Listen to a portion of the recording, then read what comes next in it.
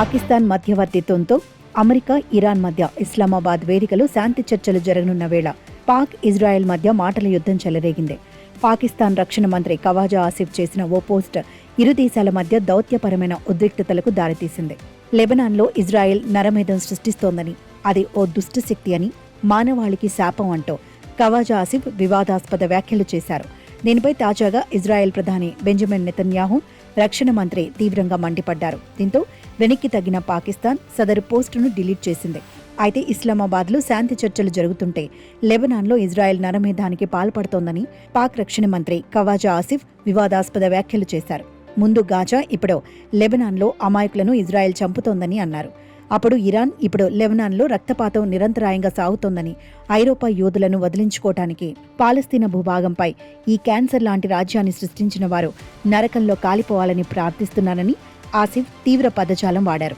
ఈ క్రమంలోనే పాక్ రక్షణ మంత్రి వ్యాఖ్యలపై ఇజ్రాయెల్ తీవ్రంగా స్పందించింది.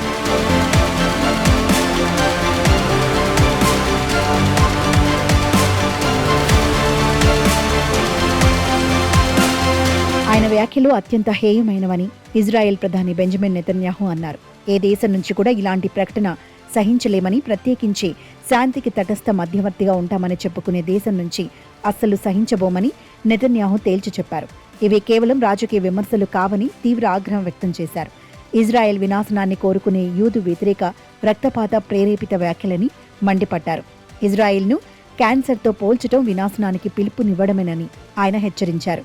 వినాశనానికి పాల్పడే ఉగ్రవాదుల నుంచి ఇజ్రాయెల్ తనను తాను రక్షించుకుంటుందని స్పష్టం చేశారు.